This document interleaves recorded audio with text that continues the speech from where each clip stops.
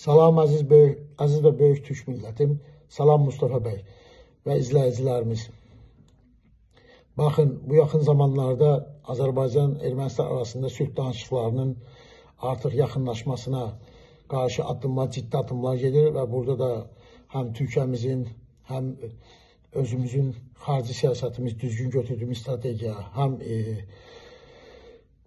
düzgün aparılan strategiyadan çox qüvvələr qorxuya düşmüşlər. Əsasda şimal qonşumuz olan Rusiya.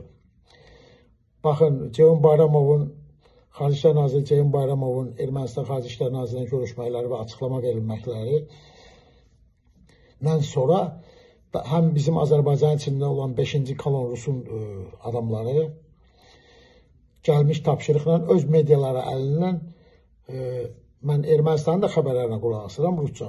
Orada baş verənləri də bilirəm, öyrənirəm ki, bilgilərim olsun. Orada da eyni oyunu oynayırlar. Onlara deyirlər ki, onların mediasında deyirlər ki, Azərbaycan hazırlaşır Ermənistana saldırmağa. Bizim də medialarda, qəzetələrdə boş-boş yalandan yazırlar ki, Ermənistan sərhəddə Zəngəzurda Meqrini boşaltmış, ordunu yığıb bizə saldırır. Aprel ayında döyüşlər başlayır, saldırır və bunu xalqın arasında böyük bir xaos yaratmaq istəyən qüvvələr var. Heç kəsə saldırmaq istəmir, əksinə sülh danışıqlarına gedilir. Bu yalan dezinformasiya hamısı Rusların adamları tərəfindən, Kreml tərəfindən olunur.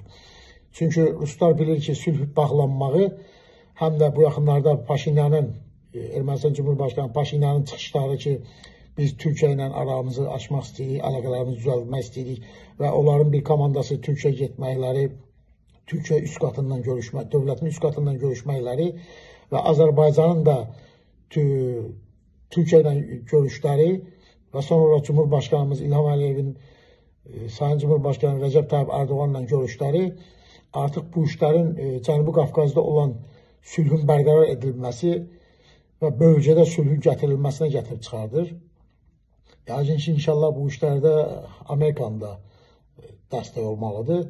Çünki artıq son zamanlar həm İsrail, Amerika, Azərbaycan ittifaqları, həm strateji, həm ekonomi ittifaqları bu bəzi şeyləri qarşıda göstərəcəkdir.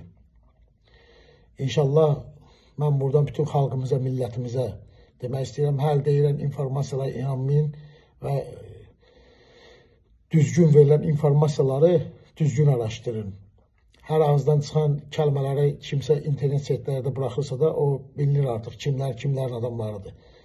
Bunlar yalan söhbətlərdir. Əgər savaş başlayacaqsa da dövlət onu elan edəcəkdir. Və yaxud da hazırlıq gedirsə də onu da dövlət göstəriləcək.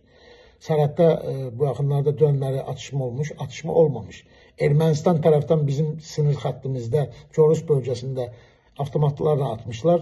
İndi o da hala bilinmir kimlərin adamları atmış. Bizim hərbiçilərimiz ona cavab verməmiş, onu da düz eləmiş, tapşırılmışdı. Çünki cavab versin, o atsın, bu atsın, səhər Ermənistanda da bizə qarşı propaganda aparacaqlar ki, Azərbaycan bizim ordularımızı, mövqelərimizi vurur və görürsünüz, bizə hücum etməyə hazırlaşır. Burada ara qızışdıranlar çoxdur. Xahiş edən bu şeylərə çox diqqətli olasınız və ayaq olasınız, mənim gözəl millətim. Qarşıda gələn Novruz bayramınızı da təbrik edirəm. Bütün Türk dünyasını.